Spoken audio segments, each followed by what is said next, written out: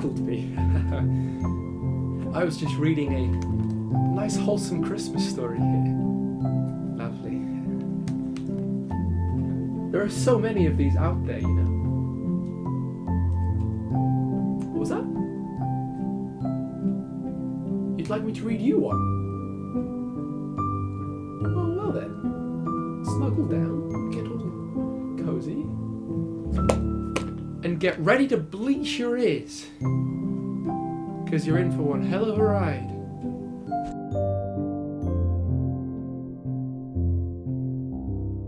Now, as I'm sure you're aware, the internet is a pretty interesting place. And nowhere can we see this more than the beautiful world of fan fiction. It's something that, hand on heart, doesn't interest me. Not into that stuff. People are. That's cool. That ain't me. And I think some of the stuff we're going to be reading today is going to show you why. I can't blame anyone. I had this idea. Wouldn't it be funny if we made a full, proper YouTube video on fan fiction reading?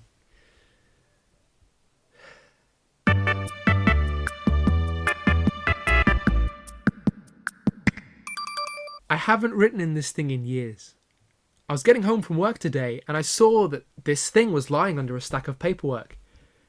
I guess I used to like writing in it when I was a kid, so I figured I'd give it another try. Jesus, there's a lot of catching up to do. Where to start? Rowley's gone. No, not dead or anything. He just moved away. He's lived in Boston for 7 years now, I think. I don't remember anymore. Damn. I haven't really spoken to him at all since he left. I still don't really want to talk about it. I work a good job, I guess. Me and Bryce Anderson work at this office downtown. I mean, it's not like I enjoy it, but it pays the bills. Am I happy? I'm not sure. Alright, before I say what happened next, there's something I've needed to get off my chest for a long time. So here it goes. 7 years earlier. Rowley and I were best friends. We spent pretty much every day together since middle school. We went to college together and even moved into the same neighbourhood afterwards. I was applying for a job at Fun Brain Games, the company that made Twisted Wizard. Rowley had actually managed to get a Zoo Wee Mama in the local paper. He got good pay, and from what I remember, he was doing a really good job. Zoo Wee Mama! I was probably the happiest I've ever been in my life, but it only took one phone call for everything to change. So Rowley got a call from this comic syndicate in Boston.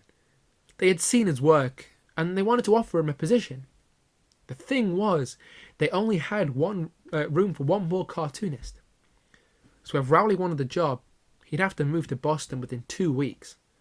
The day before he moved, I told him to meet me on the roof of our old middle school, for old time's sake. Something I'd been waiting a very long time to tell him, that I needed to say before he was gone. I love you.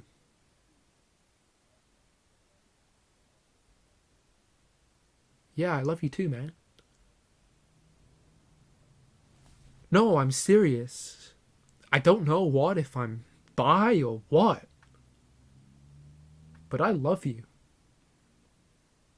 It's been a week since I've tried to get in contact with Rowley. He still hasn't responded. At this point, I've only got one option left.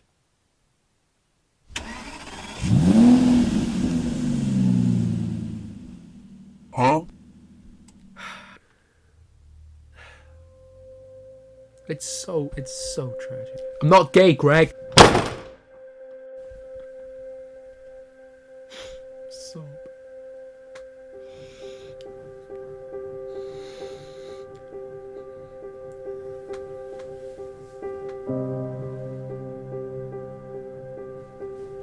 You have to. Damn, that's quite impressive. Well, that's the end of the first one. It's an interesting read. I loved it.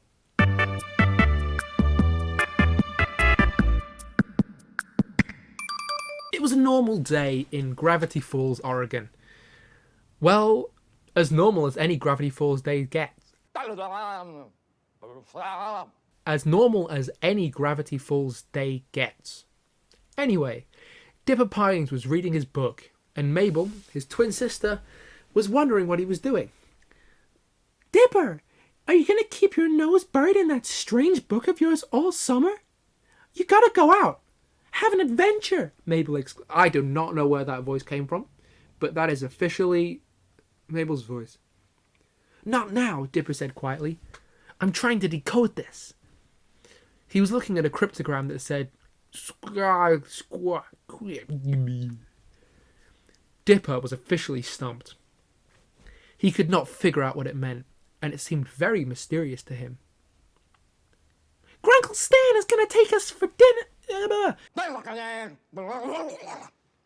Stan is going to take us to the diner for lunch, Dipper, Mabel exclaimed.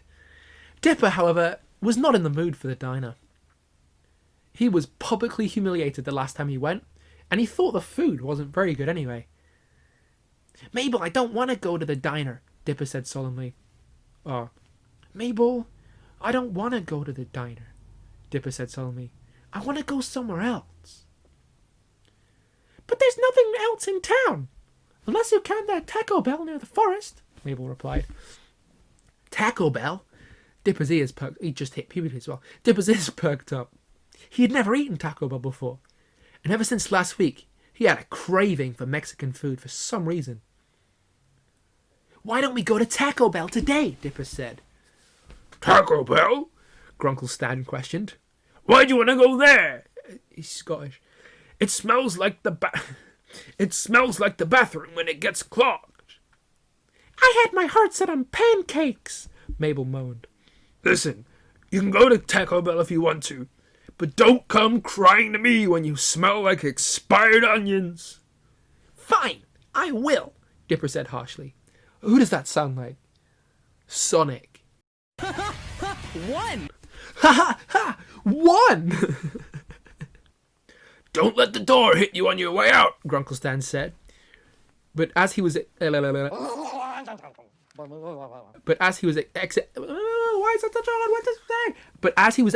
the mystery shack,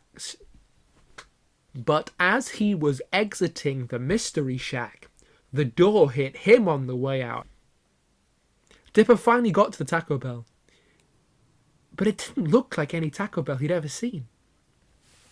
It was surrounded by a barrage of giant oak trees in an open field, completely different from the rugged terrain of the Oregon forest.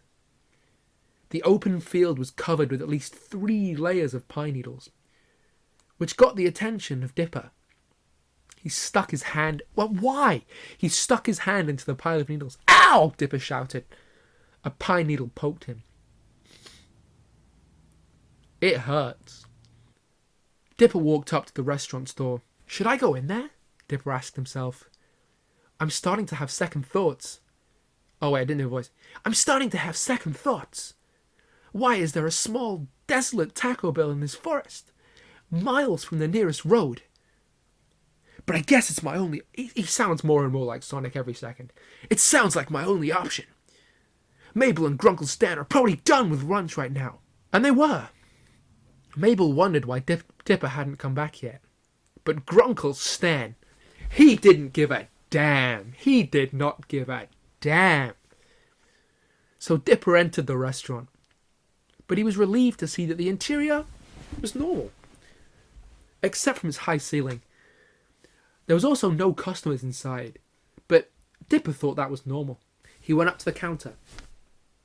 There was only one cashier working at the registers.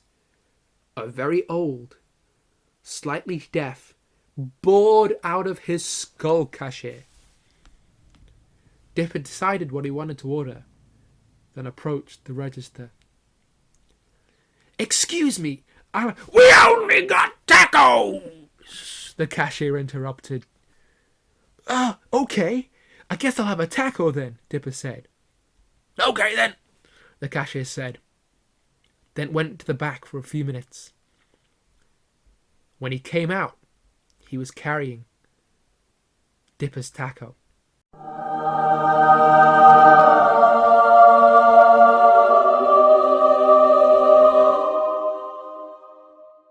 That'll be $1, the cashier said. Dipper gave him the money and went to sit down at the least grimiest table. He bit into the hot, spicy, juicy taco, filled with thick, pure meat, mild, tantalizing black beans and sour, fluffy, sour cream. He enjoyed the single bite of that perfectly cooked taco and still tasted it in his mouth even after he swallowed it. But as he was about to bite a second time, he felt a churning movement inside his body. Something that he had felt often. Uh-oh, Dipper said, then rushed to find the lavatory. Man, that really went through me, Dipper said to himself. For some reason, the bathrooms were hidden in a corner, far from the counter, and far from the table he was sitting at. When he walked in, he found that the bathrooms were surprisingly clean. For a fast food restaurant, anyway. And Dipper found this kinda sus. Of all of the stalls were full, and no one was using the urinals. But right on cue, someone walked out of one of the stalls. Dipper didn't pay much attention to who was walking out, but he was wearing all black and had a plastic bag with him.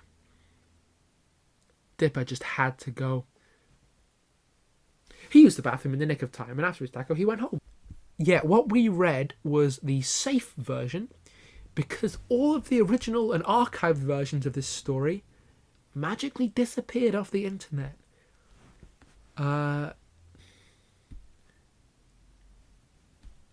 If you want to know what happens in the rest of the story, we have a little plot summary. Stan plans to take Dipper and Mabel to the diner. Dipper, however, doesn't feel in the mood.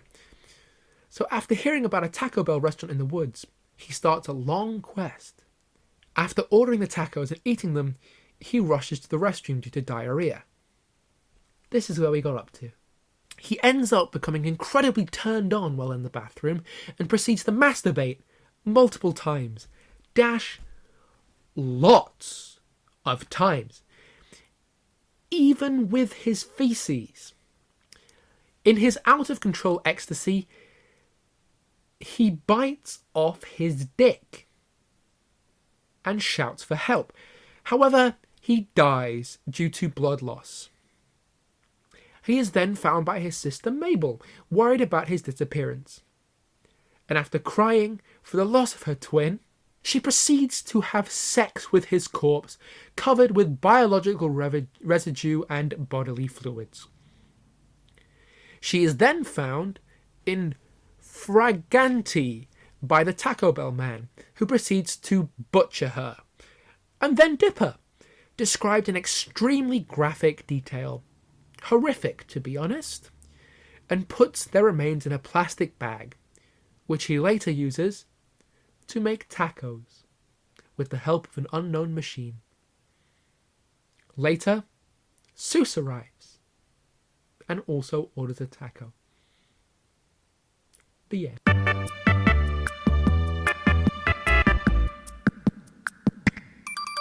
Once upon a time, there was a little boy named Harry Potter who lived under the stairs in a house on Privet Drive with his aunt and his uncle. He was a good, obedient boy who did all his chores. But he felt that there was something missing in his life. Something big. Something special. quite name it. He stayed up every night and wished for this special something. But then one day, there was a knock on his door. And everything changed. "Answer the door, Harry!" Aunt Petunia, a Korea woman, barked from her armchair, where she sat with her feet up. Uncle Vernon nodded sheepishly from the kitchen and put a tray of moist, chocolatey brownies in the oven. I think I know what they're setting up here. You see, everyone knows, in a good Christian household, the man should be in charge, and the woman should be in the kitchen. Shouldn't you be doing that? Harry knows, Harry thought, but he was a very obedient young boy. So he answered the door right away. He turned the brass metal doorknob and pulled open the heavy wooden door. On the porch was standing a huge, muscular man with a big, manly beard. His chest was covered in a thick, unruly carpet of coarse brown hair, and he wore a necklace that looked, to Harry, like a lowercase t. Just looking at Harry, feel happy. But he couldn't say why now. This lowercase t, I have a sneaking suspicion it's a cross. "Good morning, kiddo," the man greeted amiably, and smiled at Harry. He had the peaceful, friendly sort of face you just knew you could trust. "My name is Hagrid. Could I speak to your mummy and daddy?" "I don't have a mummy and daddy," Harry replied sadly. That was a good Harry Potter impression. "I don't have a mummy and daddy," Harry replied sadly. Oh, I hate it. I sound like Americans trying to be... Okay. Harry replied sadly, and he looked at his raggedy old shoes that were blue. Sadness. Perhaps that was why he felt so lonely, he thought. Not for the first time. Maybe he was missing a mummy and a daddy. But no, that was not quite right. No, he is missing Jesus. He is missing Jesus. "What do you want?" Aunt Petunia peered out the door with her narrow, suspicious eyes. "Hello, neighbour. I was wondering if you have been saved," Hagrid exclaimed brightly. Aunt Petunia smacked her hands over Harry's young ears, and her voice was sickly sweet when she said, "Thank you very much for your concern, sir. But he does not need your religion. He has science and socialism." "Haven't you heard of evolution? I have a very good textbook on evolution that I could give you on if you would like to learn things." Hagrid laughed wisely. "Ha ha ha! Evolution is a fairy tale. You don't really believe that, do you?" "Yes, I do!" Aunt Petunia screeched. "Well, then prove it!"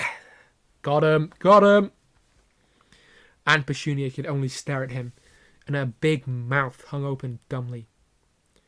Here she thought she was so educated, and always demanded that Christians prove what they believed in. But she couldn't even prove her own religion. It was then Harry knew where the smart one was. "Tell me how to get to this heaven place," Harry cried wistfully, clasping his hands together. Sometimes the wisdom of the little ones really is amazing. We think grown-ups know it all, but then God speaks through the mouth of little ones and shows us how we are all mortals struggling along the path of life. Humility.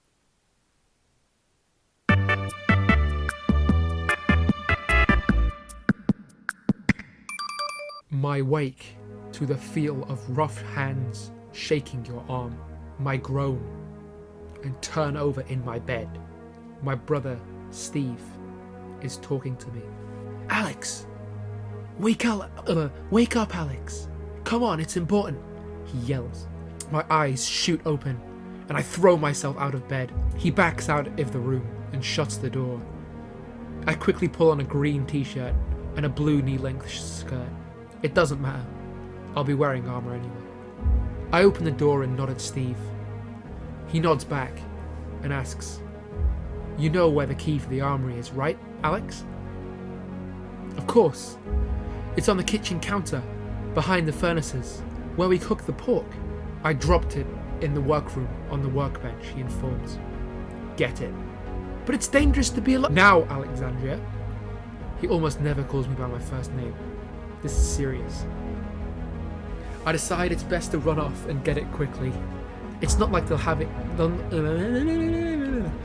It's not like they'll get in that soon. I run to our workroom. Through the living room and Steve's library. I grab the keys. To be fair, a loving room wouldn't be far out of place in a fanfiction like this, even though it's just a house for a brother and a sister. I grab the keys from the workbench and run back to Steve. "Good," he says simply. He takes the key from my hand and unlocks the door to the armory. We rush in and take our gear.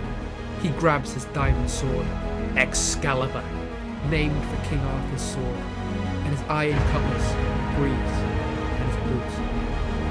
I grab my enchanted bow, Zephyr, which was set upon to blaze, and my leather tunic. I race up to the tower and look at it. There is almost 100 spiders, creepers, zombies, and skeletons surrounding our house. There are even some spider jockeys in there too. I nudge out. I take a deep breath. I pull back Zephyr's string.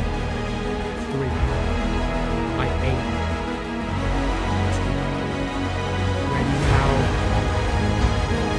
Damn, the intensity. They're really taking this fanfiction seriously. I'm glad to see that.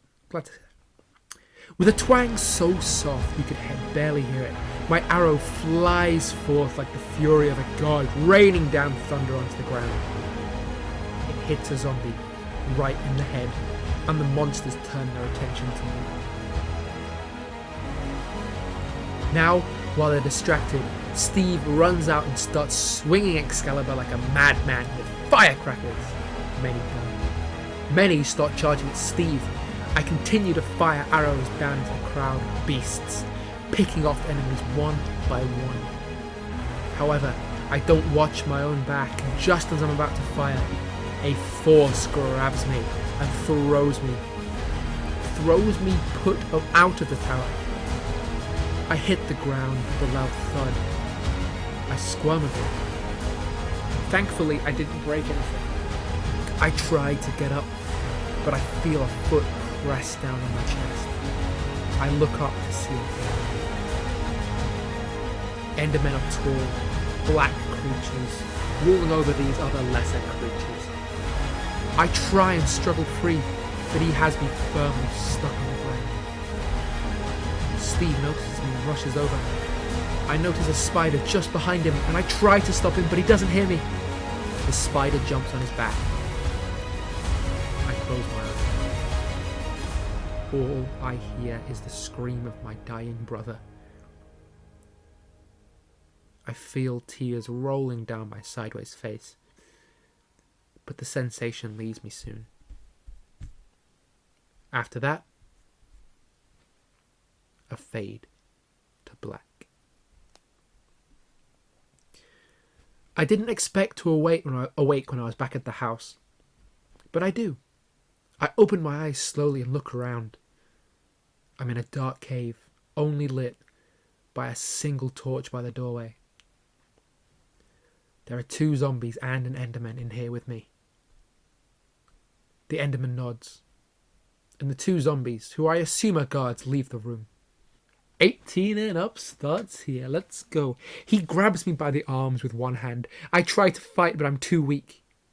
He rips and grabs my legs, pulling his penis. He shoves. Done already? He keeps pounding. I refuse to. Now, are we done? I ask. Not even close. When he finally ends, I swallow, and he drops me to the ground. He retracts his organ and leaves the room. The zombie guards come in and chain me to the wall. I hope you all enjoyed. I'm scarred. I'm so scarred. This was so awful. I knew these were bad, but...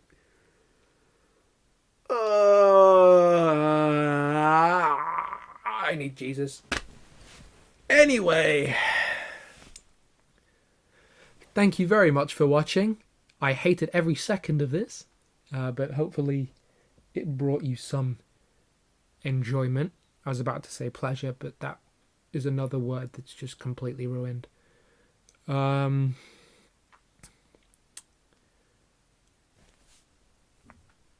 gonna go.